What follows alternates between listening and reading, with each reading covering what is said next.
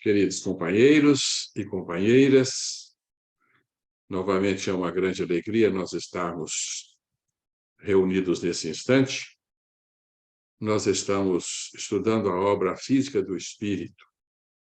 Hoje é dia 9 de novembro do ano 2022. Esta obra se compõe de 7 partes e hoje nós estamos ingressando exatamente na 7ª e última parte, no capítulo intitulado A Metateoria da Queda. É uma obra que discute as mais recentes descobertas da nossa ciência sob um ponto de vista espiritualista e, sobretudo, sob a ótica das revelações de Pietro Baldi. Hoje nós atingimos o ponto central de todas as nossas disquisições e nossas confabulações. Nas 6 partes que antecedem a nossa apresentação, nós apresentamos uma especial interpretação da ciência moderna no que diz respeito à cosmologia, à física quântica, uma especial interpretação baseada na queda do espírito, demonstrando que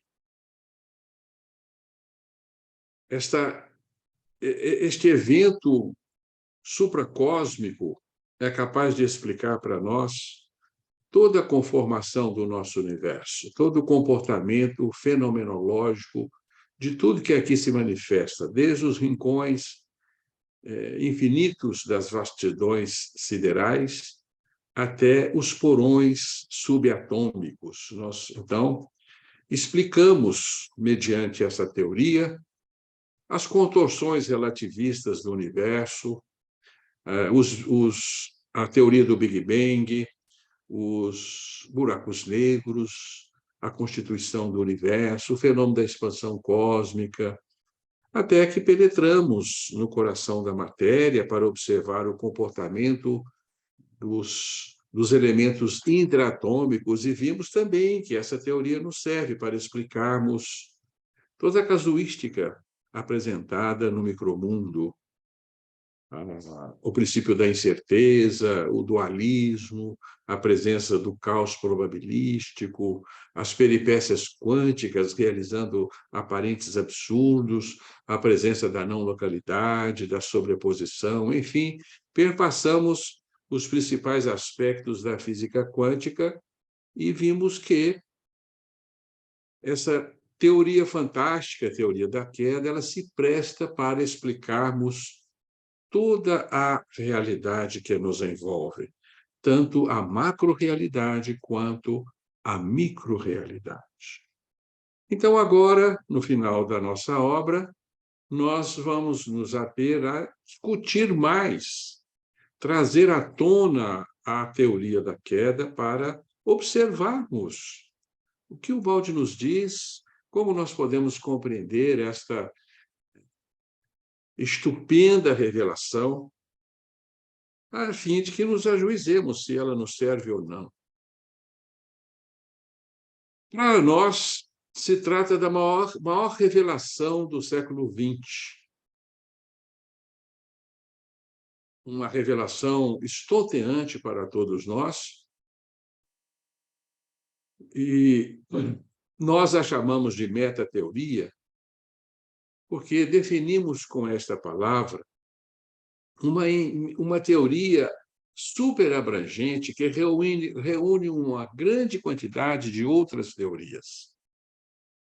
Então, para nós, a teoria da queda, na verdade, é uma metateoria, porque ela reúne em si todas as teorias que o homem já formulou sobre a concepção do mundo, a cosmogênese, a nossa vida, o nosso destino, enfim, todas as proposições de natureza religiosa, filosófica e científica se enquadram nesta revelação. Por isso nós a chamamos de metateoria. Sabemos que, na verdade, do ponto de vista estritamente científico, não se trata de uma teoria. Uma teoria científica, ela precisa estar sustentada por determinados embasamentos que a tornam comprovável, passível de ser comprovada, por experimentos. E a metateoria da queda não se sujeita a uma experimentação laboratorial, instrumental. A única prova que nós temos da sua existência reside na nossa inteligência, na nossa lógica, na forma como podemos explicar toda a realidade utilizando-a, é que nós vamos confirmá-la. Então, ciente disso, ciente de que nos permitimos classificá-la como uma metateoria, vamos penetrar nas suas minúcias, até onde nos é possível, porque a teoria da queda ela é suprarracional, ela está além da razão humana. A razão humana é insuficiente para explicá-la na sua totalidade. Somente a partir da nossa evolução espiritual, quando nós ingressarmos no estágio chamado de superconsciência, é que nós teremos uma possibilidade maior de compreendermos esta teoria em toda sua extensão. Quando nós teremos condições, inclusive, de rememorarmos a nossa participação neste evento cósmico, ultracósmico. Essa teoria ela está descrita inicialmente na obra chamada Deus e o Universo, escrita por Pietro Baldi no ano de 1951. Pietro Baldi, nessa ocasião, trabalhava na pequena cidade italiana de Gubbio, cidade bem próxima de Assis, 32 quilômetros de distância de Assis, uma antiga cidade medieval. Ali o Pietro Baldi era professor genasiano de inglês. E, em determinada ocasião, ele adoeceu de uma infecção brônquica, tendo se resguardado na sua casa durante 20 dias para se recuperar desta enfermidade. E em 20 noites sucessivas, ele escreve, então, em 20 capítulos, esta obra, Deus e o Universo. Uma revelação estonteante que nós consideramos a maior do século XX e uma revelação de natureza teológica, porque ela vai nos falar da nossa criação fundamental, da criação do nosso universo, da nossa relação com Deus, da nossa origem, da nossa natureza e dos nossos fins, do nosso destino. Por isso é uma obra essencial, né? Ela atende o que Aristóteles considerava a verdadeira sabedoria, dizia ele que a verdadeira sabedoria é aquela que nos fala das nossas origens, dos nossos propósitos e dos nossos fins. Então, vale a pena, meus amigos, se vocês ainda não tiveram a oportunidade de ler esse livro, que procurem estudar esta teoria. Meditem profundamente nela, porque nós vamos compreender a partir daí a sua vastíssima extensão, a sua imensa utilidade em responder uma série de enigmas que nos intrigam. Pois bem, nesta obra,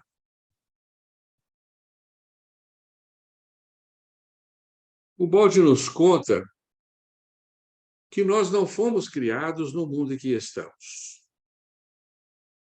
Que nós, como espíritos, como seres feitos de essência, feitos de puro pensamento, como espíritos, nós não nascemos neste universo. Este universo se caracteriza, como sabemos, por estar subordinado a uma progressão cronológica que chamamos tempo.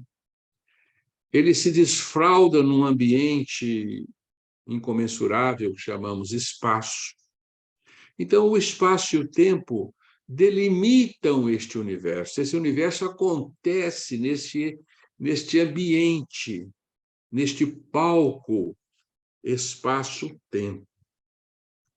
E todos os fenômenos que existem neste ambiente estão subordinados a um transformismo, um permanente transformismo. Nada aqui existe de forma absolutamente estática. Tudo encontra-se em um constante movimento. Se penetrarmos na intimidade atômica, por exemplo, nós vamos ver o incansável frenesi das partículas atômicas que não se silenciam por um instante sequer. Então, tudo na vida está borbulhante de transformismos. E nada aqui é permanente, tudo aqui se transforma, tudo aqui se constrói e se destrói para se reconstruir e ser novamente destruído. Assim funciona a vida, assim funcionam os fenômenos que se manifestam neste palco, o palco do espaço-tempo. Aqui, segundo a lei de Lavoisier, nada se cria, como nada se destrói, tudo apenas se transforma. Então, não há criação neste universo, há apenas transformação. Portanto, nós não somos filhos deste universo. E este universo traz uma outra grande característica: ele não é próprio da natureza divina, ele não se coaduna com a natureza divina, porque a natureza divina é dotada de uma permanência, ela não se sujeita ao transformismo, ao tempo, ela não se desenha em formas, não ocupa espaços. Então, a natureza divina, ela é algo que nós chamamos de absoluto. Está fora do tempo, fora do espaço, vive num presente eterno, numa realidade onde não houve um ontem, não haverá um amanhã, como não há um espaço. Nós começamos por aí, não entendemos muito bem o que é essa dimensão que está além do nosso universo, que é a dimensão do absoluto, já é a nossa primeira grande dificuldade.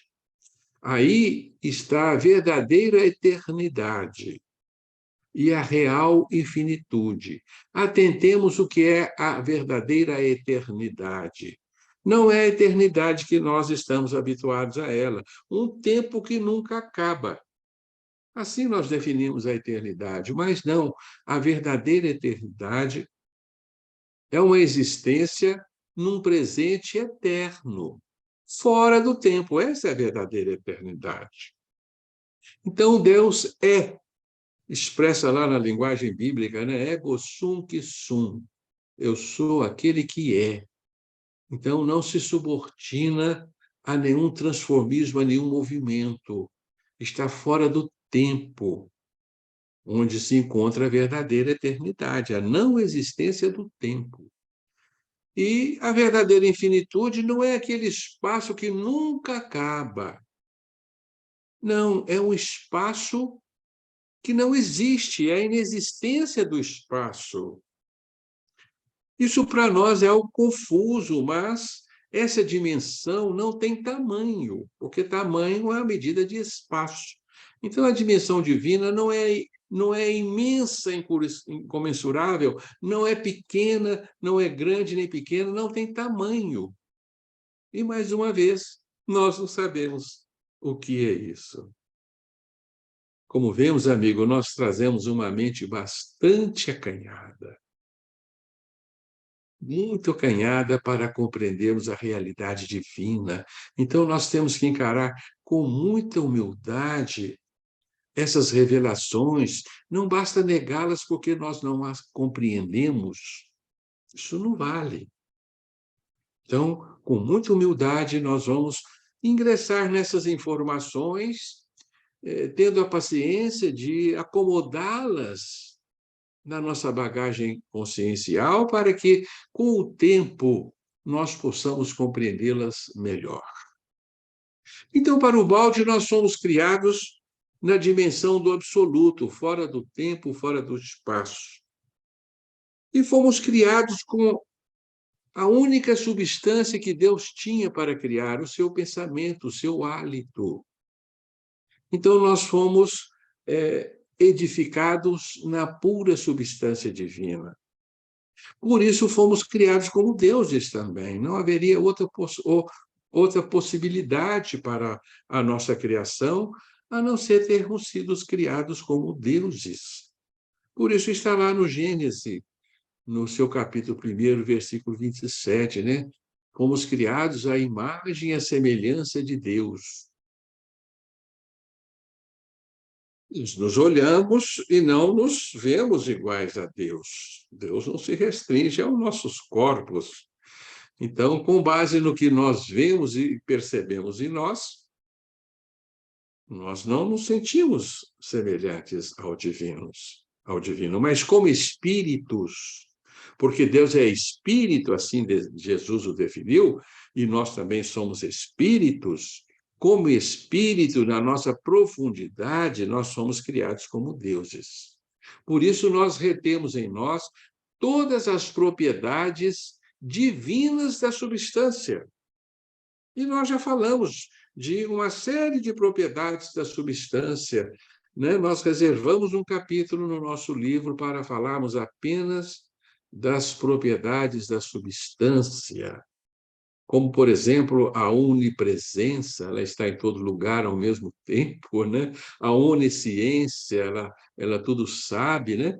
A onipotência, ela é superpoderosa, é imponderável, é abstrata, não se desenha em formas, vai por aí, né? Então, nós trazemos conosco o legado da divindade, porque somos feitos da pura substância divina, do hálito divino. Não haveria como Deus criar de uma forma diferente disto. Mas nós vivemos num mundo que não é o divino. O que será que estamos fazendo aqui, então? Por que nós estamos vestidos de matéria? Por que vivemos num mundo que parece ter nascido do caos, da desordem, e está sendo ordenado na medida do tempo? Por que nesse mundo existe o mal, existe a dor, a destruição, a morte? Por que este universo está vestido de energia, de matéria, que são atributos incompatíveis com Deus? Nós temos na obra espírita, né, no livro dos Espíritos, a questão 16, uma intrigante afirmativa, né, em que os espíritos dizem assim: o mundo físico não é Deus, porque Deus não está subordinado às propriedades do mundo físico, como a degradação, o transformismo, porque Deus não se sujeita a esses atributos, né? Então, como que Deus teria criado um universo que não é compatível com a sua própria natureza e também nos formado de uma maneira muito distinta da sua própria, porque Deus não se veste de formas, Deus não se subordina à evolução. Então, aí é que entra a teoria de Ubaldi. Exatamente aí. Porque Ubaldi vai considerar o nosso universo produto de uma derrocada, de uma verdadeira revolta que nós teríamos cometidos no seio da criação original. Então, para Ubaldi, existe um outro universo além deste, onde se deu a verdadeira criação de infinitos filhos de Deus. Chamamos isso de criação primária. E o nosso universo é uma criação secundária, transitória e temporária, porque o nosso universo vai surgir deste fenômeno que chamamos de queda do espírito. Nós vamos falar da nossa criação um pouco mais adiante, como que ela se deu. O que nos importa agora entender é que nós nascemos num ambiente onde não existia o tempo. Então, torna-se, inclusive, difícil falarmos que fomos criados, porque isso já pressupõe um passado É uma criação que existe no presente e é difícil, né? É uma criação que é, não é uma criação que foi e que continua sendo, é uma criação que é. Daí vocês percebem também a grande dificuldade que temos de, de assimilarmos esses pressupostos que nos remetem para o plano divino. O fato é que Deus criou infinitos filhos, porque Deus não tem limites, Deus é o ilimitado, é o verdadeiro infinito. Então, criou infinitos filhos. Esses infinitos filhos foram criados em base a dois impulsos fundamentais. São os nossos impulsos genéticos. É um impulso de concentração da substância divina em nós. Então, para que nós surgíssemos no ambiente divino, nós existíssemos dentro da emanação divina, do campo divino, que chamamos teosfera, houve a necessidade de que Deus gerasse uma força chamada autocêntrica, em que concentrava a substância divina em torno de um eixo, de um ponto. Nós chamamos essa força de autocêntrica, também de accípeta. É uma força centrípeta, né? Que concentrava a substância em torno de um ponto. E nesse ponto surge um eu sou, copiando os mesmos atributos, as mesmas propriedades do eu sou divino. Então, essa é a primeira força que foi, naturalmente, acionada pela vontade divina, que, por amor, nos permitiu esta formação inicial. Então, nós nos individuamos como eus aparentemente separados do eu sou maior, o eu sou divino, por meio dessa força de concentração de substância em nós, essa força autocêntrica. Mas essa força, ela precisava de um limite para que nós existíssemos em equilíbrio. Nós não poderíamos estar sempre sofrendo a ação de uma contenção de substância divina em torno de nós. Nós deveríamos responder a este impulso com uma força contrária, uma força de doação de nós mesmos, uma força dativa, axífoga, centrípeta, ou força dativa, força de doação de nós mesmos. Então, nós concentrávamos substância em nós e devíamos doar a substância concentrada de volta ao Criador e em benefício dos outros eu-sous que foram criados na dimensão divina. Assim, nós estaríamos equilibrados, porque a força de contenção e a força de doação seria exatamente igual. Nós nos formaríamos como Deus é. Deus é exatamente assim. Deus é a maior força de concentração que existe no universo. É o ponto de convergência de tudo que existe. Essa é a definição de Deus. Mas Deus também é a maior força de doação de si em prol da criação. Então, em Deus, essas duas forças são iguais. Deus concentra em si e Deus doa de si na exata medida, na mesma medida, porque ele ama a si e ama os seus filhos de igual forma. Então, ele aspira e expira a sua substância. E nós devíamos copiar este modelo divino para que existíssemos em equilíbrio e nos tornássemos deuses perfeitos. Mas Deus nos deu um outro fundamento, um outro princípio, além desses dois: o princípio autocêntrico, o princípio dativo, mas havia um terceiro princípio fundamental na criação: o princípio de autonomia e de liberdade.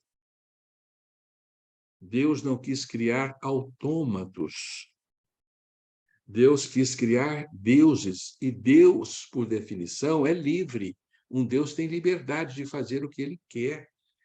Ele está imbuído de uma vontade própria. Então, os filhos do divino foram criados sob o signo da liberdade. Foi dada a eles a possibilidade de escolhas. Então, cabia a nós escolhermos o modelo que Deus propunha para a nossa criação, de igualarmos a concentração de substância em nós com a doação da nossa substância. Se nós respondêssemos sim ao convite divino, que era um convite de amor, era um convite de doação de nós mesmos, nós estaríamos prontos, acabados, estaríamos estabilizados na dimensão do absoluto, como entidades perfeitas, dotadas de todos os conhecimentos e de todos os atributos da divindade, e feitos deuses também. Assim éramos nós. Mas existia uma outra possibilidade. Ao invés de doarmos a substância que recebemos de Deus, continuarmos concentrando a substância em nós mesmos. Isso pressupunha o quê? Pressupunha sermos maiores do que éramos. Pressupunha um crescimento do nosso eu. Então, nós antevimos aí uma possibilidade de sermos mais do que éramos. E não sermos eus menores diante de um eu maior que era Deus. Não, nós poderíamos ser eu maior também e poderíamos ocupar o centro da criação. Então, havia uma espécie de convite para que fôssemos maiores do que éramos. Muitos negaram este convite e moldaram-se ao amor e tornaram-se perfeitos. Mas nós não. Nós optamos por esta possibilidade de crescimento, um crescimento que, na verdade, não era adequado, não era apropriado. Mas nós não sabíamos as consequências de uma má escolha. O Baldi chama isso de zona do ignoto, porque nós, ao sermos criados, nós absorvemos o conhecimento de Deus. Fomos criados com a ciência divina, chamada ciência infusa. Assim a teologia cristã chamou esse conhecimento pré-natural, esse conhecimento inato, que nós adquirimos ao sermos criados por Deus, porque fomos feitos de substância, e a substância está dotada de sabedoria, de conhecimentos e de todos os seus poderes. Mas havia uma zona de ignorância determinada pela lei divina, porque nós não podíamos conhecer de antemão as consequências de uma má escolha.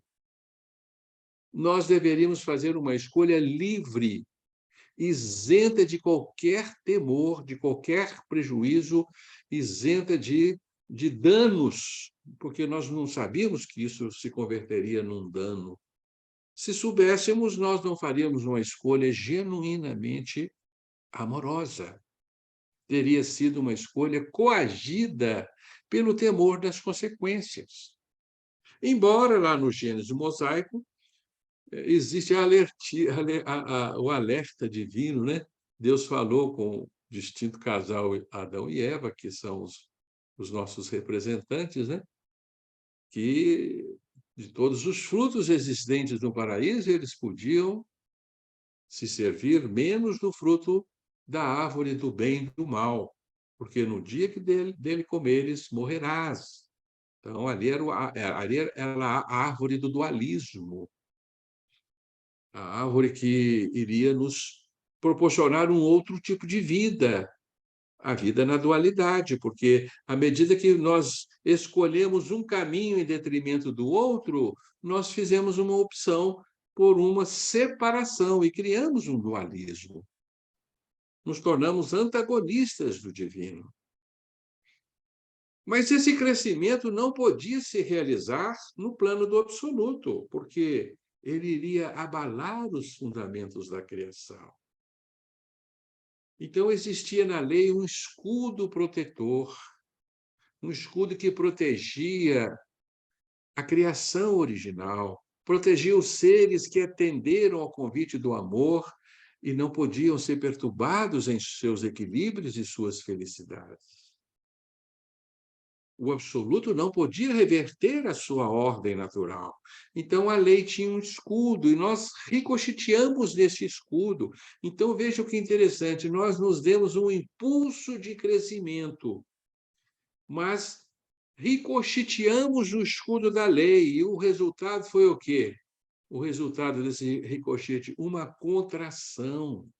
Nós sofremos um processo de contração, uma contração fenomenal, uma contração inimaginável por nós hoje, mas uma contração dimensional. Nós não sabemos o que é isso, né?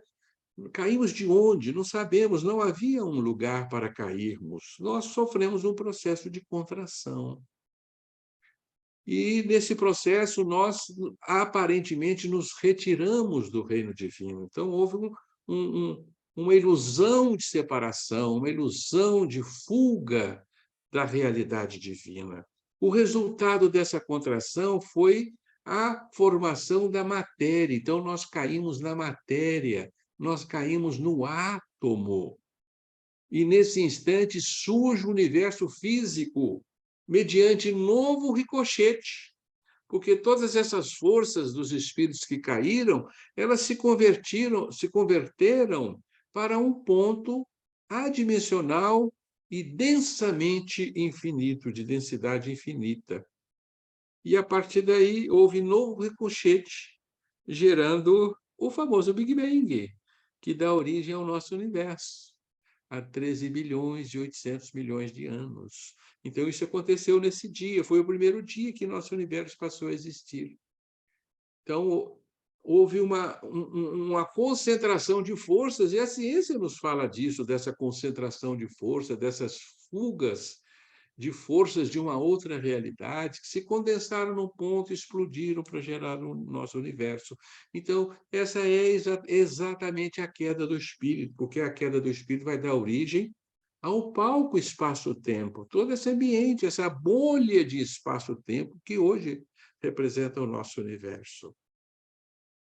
Então, a queda deu origem ao universo do espaço-tempo que nós chamamos relativo, e o Balde chamou de antissistema. O universo das origens, ele chamou de sistema. Então, a partir desse instante, passa a existir o antissistema. E o antissistema nasce exatamente em oposição ao universo original. Ele nasce na desordem, no caos, ele incorpora elementos inexistentes na realidade divina, que é a matéria, a energia, o espaço e o tempo. Então, nós, a partir desse instante, passamos a viver neste universo, uma existência, apesar de imensa no tempo, provisória.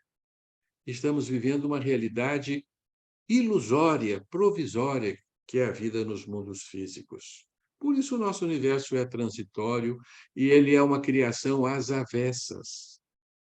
Portanto, meus queridos, o Balde esclarece para nós o que é o pecado original, que foi anunciado, né, nas tradições judaicas, absorvida pelas tradições cristãs. O pecado original, então, foi a nossa intenção de sermos mais do que éramos. A pretensão que tivemos de nos igualar a Deus. Então, muitos deuses menores desejaram ser deuses maiores. O universo foi abalado em seus fundamentos e estes espíritos sofrer uma condensação, dando origem à matéria. Essas são as palavras que nós vamos encontrar em Deus e Universo, que resultou nesta chamada hecatombe dimensional, a queda do espírito. Foi uma escolha que nós fizemos, porque também não conhecíamos as suas consequências. Nós envolvemos, nós nos tornamos átomos, nós nos fizemos inconscientes, nós tornamos-nos não ser. Então, o eu tornou-se o não eu, o ser tornou-se o não ser. Nesse instante, então, nós caímos na escuridão da inconsciência e passamos a viver na matéria bruta, até que conseguimos, né, evadir a nossa consciência, dilatá-la a ponto de construir veículos biológicos para nos manifestarmos de uma forma mais condizente.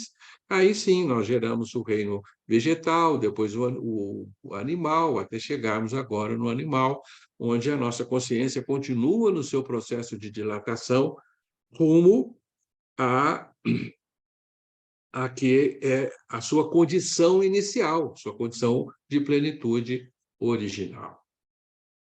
Então, amigos, essa é a teoria. Eu diria que, a princípio, nos assusta, abala profundamente o nosso orgulho, sobretudo, porque você passa a se ver como um espírito falido, vivendo num universo às avessas, não no universo original. Nós, então, somos seres verdadeiramente transformados na nossa natureza. Não fomos criados para ter corpos, não fomos criados para evoluir, não fomos criados para a dor, para a enfermidade, para a morte. Isso tudo é transitório, isso tudo é um imenso pesadelo que nós devemos nos desvencilhar dela, né? A matéria, então, existe para que nós desvencilhemos dela, né? Então, isso vai dar uma visão de mundo totalmente diferente daquela que até então tínhamos, porque nós nos julgávamos num universo normal, criado por Deus, vivendo uma vida que Deus havia assim, imaginado para cada um de nós, e estava tudo bem, muito bem no seu lugar. Agora não, agora as coisas modificaram, né? Eu passo a me ver como uma anomalia, porque o Balde chega a dizer que o nosso universo é uma doença no seio da eternidade. É um imenso tumor. E, infelizmente, nós agora somos essas células, somos as células tumorais desse imenso tumor. Então, isso não é muito fácil de ser aceito, né? Mas se nós formos a literatura sacra, sobretudo a judaico-cristã, nós vamos nos deparar com essas revelações, né? O João, no seu Apocalipse, por exemplo, né, no capítulo 12, versículo 9 do Apocalipse, João afirma categoricamente, né, Satanás e seus anjos foram precipitados na terra. Jesus fala, vi Satanás cair do céu como um raio. Então, nós teríamos que negar muitas das revelações que nós recebemos da tradição judaico-cristã se ignorarmos este fenômeno capital na nossa vida. Então, amigos, vamos fazer uma projeção aqui de imagens para nós nos conscientizarmos melhor.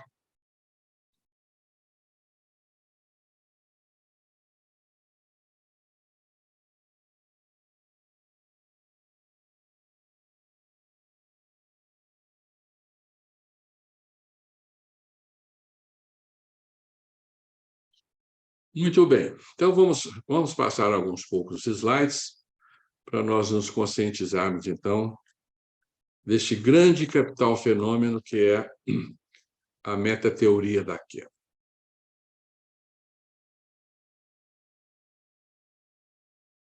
Nós vamos imaginar a consciência divina como um imenso oceano, um oceano verdadeiramente ilimitado. E nós somos feitos deste mesmo oceano, naturalmente, e navegamos dentro deste oceano. E aqui estamos em desenvolvimento. Surgimos em meio a este oceano com um pequeno pirilampozinho que acende diminuta luz e consegue ver um pouquinho ao seu derredor.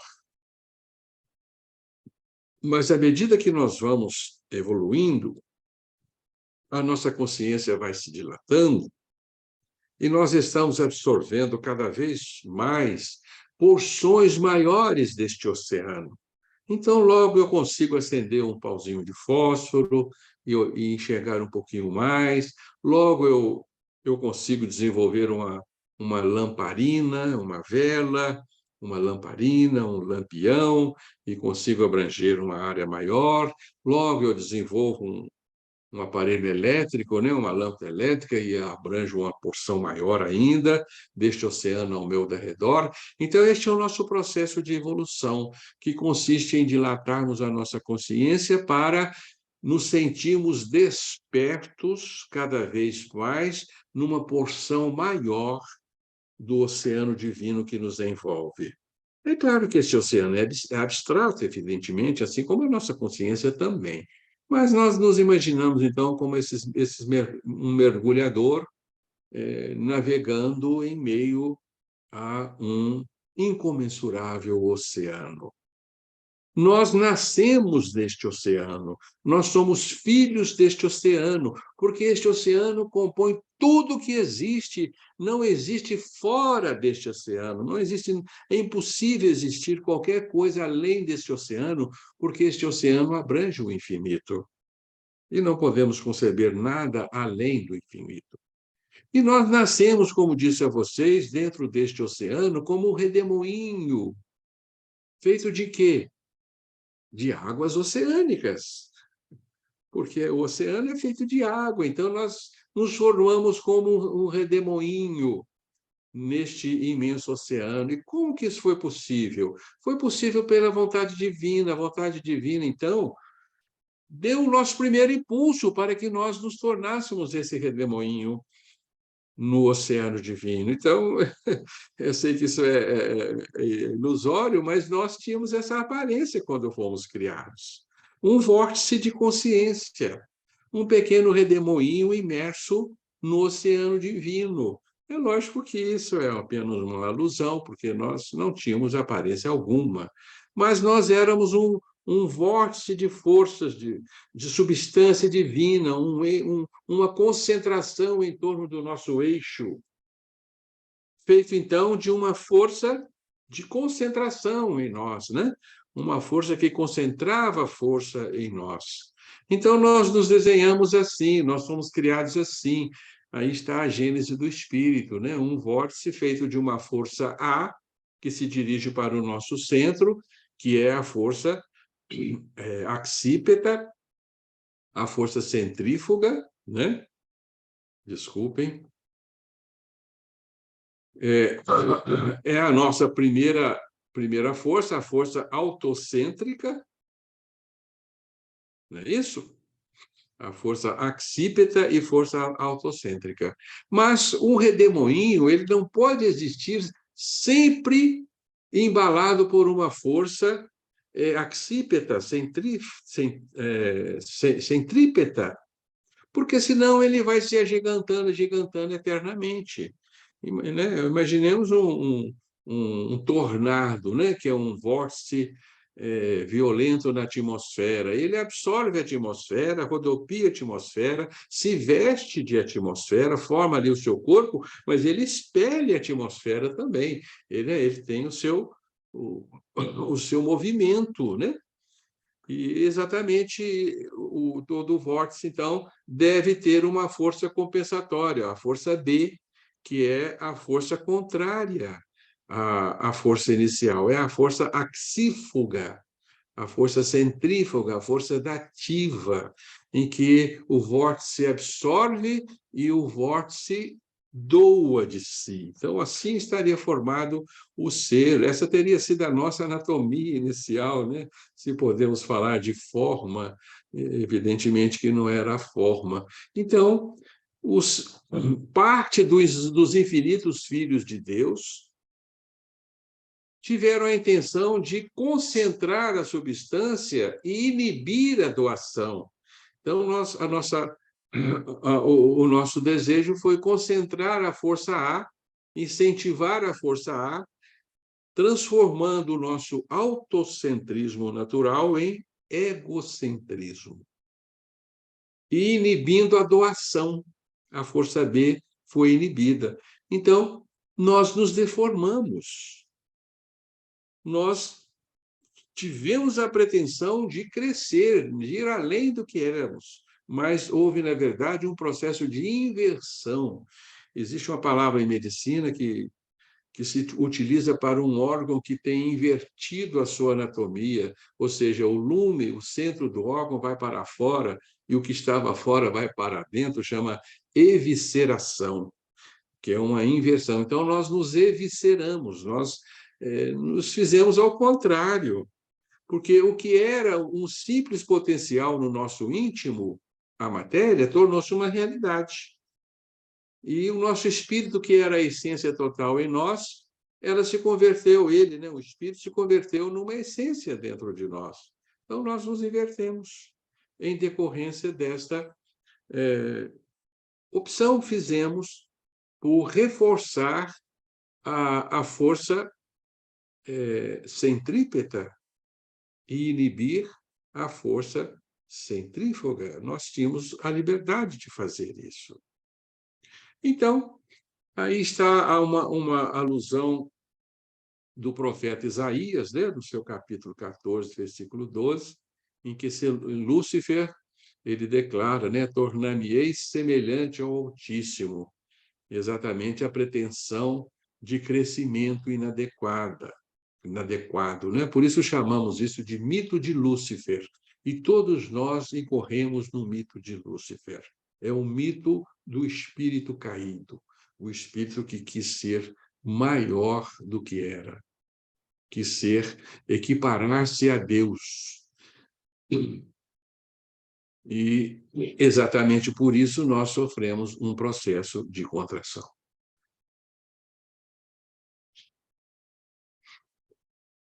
Podemos ler lá na carta de Pedro, segunda carta de Pedro, no seu capítulo 2, versículo 4. Pois Deus não poupou os anjos que pecaram, mas nos lançou no inferno, prendendo-o em abismos tenebrosos, a fim de serem reservados para o juízo. Nós líamos isso como uma mera alegoria, ou a negávamos, né, tal afirmação, mas hoje nós compreendemos que se trata da nossa própria realidade. Nós somos os seres, os filhos de Satanás, como Jesus nos amou, que participamos dessa revolta. Nós nos contraímos, e ao nos contrairmos, nós nos prendemos nos abismos tenebrosos da matéria. Este é o abismo, é a matéria. Este é o fundo do poço.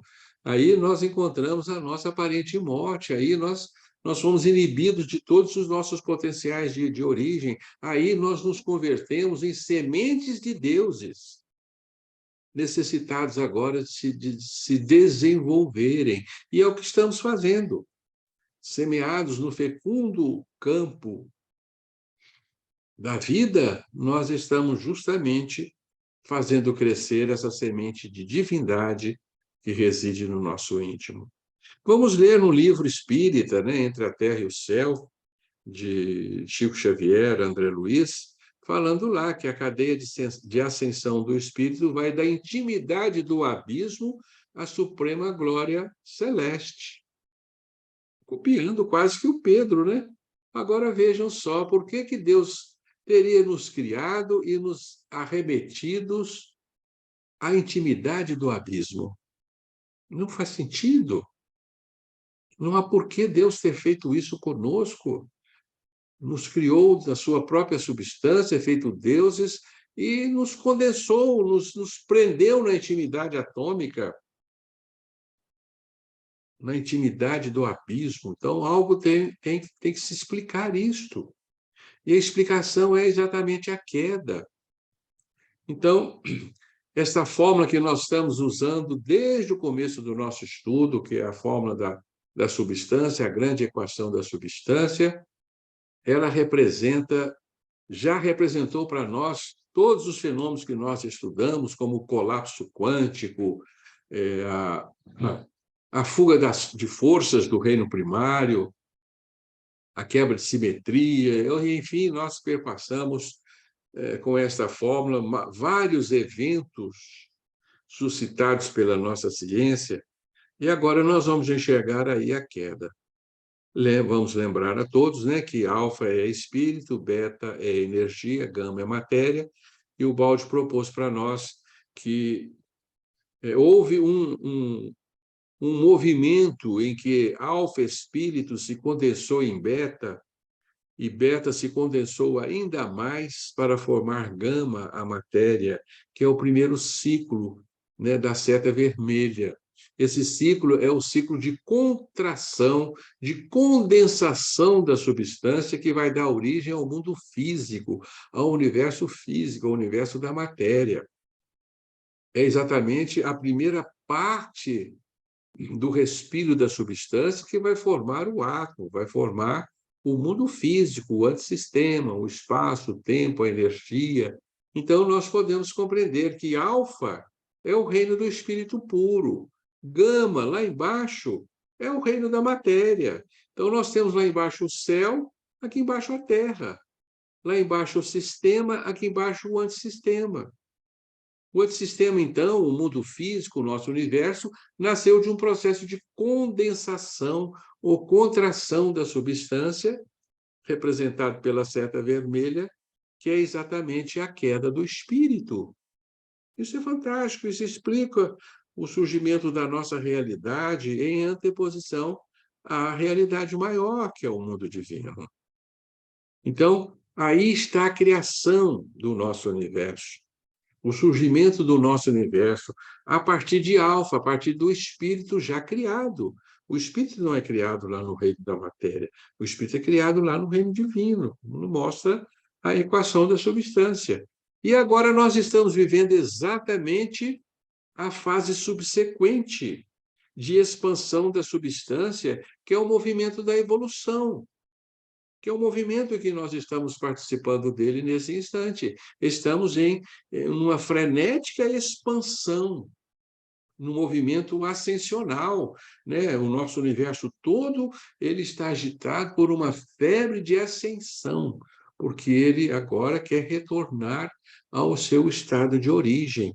Por isso existe a expansão cósmica, por isso existe a expansão evolutiva, por isso nós estamos ávidos, né, por crescer, por desenvolver, por melhorar, para ter sempre mais conhecimentos, mais capacidades, mais atributos, mais virtudes. Somos esses seres, né, aspirando por este crescimento, porque nós estivemos lá em gama, estivemos lá no átomo, extremamente condensados, e agora estamos em meio à jornada, retornando ao estado de espírito puro. Então, esse esquema é fantástico, esse esquema dá um sentido para a nossa vida, dá um sentido para o universo, dá um novo sentido para a criação divina. Ele demonstra a nossa origem e o nosso fim. Isso é fantástico. Nós viemos de Deus, surgimos nesse universo como seres intensamente condensados num movimento de expansão e estamos voltando ao estado de origem, ao estado de espíritos puros, onde reside a nossa aventura eterna, a nossa felicidade. Daí a necessidade de nós investirmos na nossa espiritualização e na nossa desmaterialização, porque a materialização é a nossa doença. Por isso, a necessidade de nós nos desvencilharmos de todos os atributos da matéria, de seus anseios, de seus desejos, de seus fins, porque são irrisórios, são falaciosos, porque nós não fomos feitos para viver nos mundos físicos.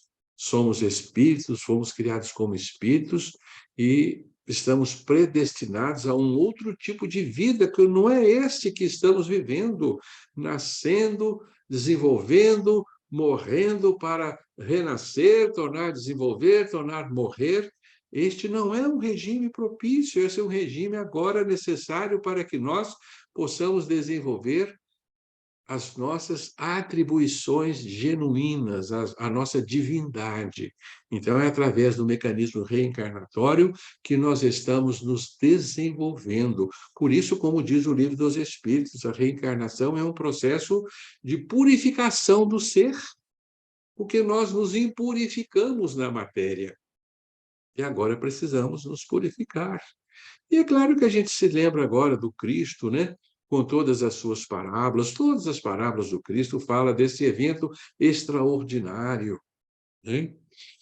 E a maior de todas as parábolas que conta essa história é a do filho pródigo, daquele filho que pediu a Deus a sua herança e partiu para longe, e passou a viver de uma forma dissoluta, mas passou fome, passou frio, foi assaltado, teve que apaciguar porcos, até o dia que ele se lembrou, né? Ah, na casa do pai eu tinha tudo em abundância, eu vou voltar para lá. E ele é recebido em festas, porque, diz o Senhor, aquele que estava perdido foi encontrado. Então, Deus dá um banquete no céu, né, para comemorar a volta do filho pródigo. Então, essa é a nossa história, tão bem contada, tão inteligentemente contada pelo Cristo. Como que o Cristo foi claro nessa lição, mas nós preferimos ignorar essa história. Nós preferimos dizer que os filhos pródigos são os outros, não somos nós. Não vestimos a nossa carapuça, né? Infelizmente, nós rejeitamos essas verdades tão profundas, né? Bem, vamos apenas ensaiar com vocês que a segunda teoria da queda que nos trouxe o balde, a queda foi única. A queda se deu num único instante, embora tenhamos dificuldades também de determinar um instante na dimensão do absoluto. Nas nossas medidas aqui, a queda ocorreu há 13 bilhões e 800 milhões de anos, quando surge o nosso universo, mas ela se deu lá fora do tempo. Mas ela foi única, porque não há tempo no absoluto. Então, não haveria como ter uma queda num instante, outra depois, outra logo mais tarde outra, e uma sequência de quedas, porque uma sequência de quedas haveria a necessidade de um ritmo cronológico, de um tempo para que se desse uma queda sequenciada. Então, a queda foi instantânea, a queda foi única, todos caíram ao mesmo tempo, porque vieram de fora do tempo, geraram o tempo depois da queda, de forma que achamos que essa possibilidade é coerente, a de uma queda única. Fala a favor dessa queda o fato de que o nosso universo necessitou de uma imensa concentração de forças para gerar a realidade em que vivemos hoje, né? Para gerar a estupenda inflação cósmica do início, né? De forma que, se a queda tivesse sido sequenciada e espíritos espalhados ao longo do tempo, caindo, pipocando, não haveria essa imensa concentração de forças tal qual existiu no início do Big Bang. Então, quando a ciência nos conta a história do nosso universo, ela nos fala de uma súbita e única expansão. Essa súbita e única expansão, ela vai depois repetir uns fenômenos de contração e de expansão que até hoje se repetem no palco cósmico, mas não são propriamente frutos de novas quedas. Mas, além de ter sido única, a queda também ela foi hierarquizada. É uma questão ainda muito difícil para nós entendermos, mas a queda não foi igual para todos. Houve distintos potenciais de queda. Então, teve aquele espírito que participou de um quilate de revolta muito maior do que outro. Então, uns caíram muito profundamente no antissistema, enquanto que outros caíram em situações mais periféricas no antissistema. Daí, então, a grande diferença de estágios evolutivos que nós identificamos na nossa realidade, porque temos ainda pressupomos, né, a existência de espíritos ainda inconscientes no mineral, como temos aqueles que ainda estão no vegetal, aqueles que ainda estão, né, na grande aventura do mundo animal. Então, nós que estamos aqui em meio, mas há aqueles que já chegaram também ao fim do processo evolutivo, como Cristo. Então, há distintas velocidades evolutivas que criou na nossa realidade, um escalonamento de seres, dos menores aos maiores, né? Dos mais evoluídos aos mais evoluídos. De forma que isso pressupõe para nós a existência de uma queda hierarquizada. E ainda não conhecemos muito bem os detalhes dessa hierarquização. Bem, enfim, amigos, essa é a nossa primeira aproximação que fazemos com um pouco mais de detalhes da grande teoria da queda. Nos nossos próximos encontros, nós vamos voltar a considerar, segundo essa teoria, todas as proposições para explicar o nosso universo, a nossa realidade. Então, vamos de novo fazer a menção à física quântica, à cosmologia, para nos darmos conta que, de fato, a teoria da queda pode explicar todos os nossos fenômenos, os intrigantes fenômenos que nos rodeiam. Espero ter sido claro e vocês, por favor, se sintam convocados a estudarem a obra Deus e o Universo para compreenderem ainda mais a extensão dessa fantástica teoria.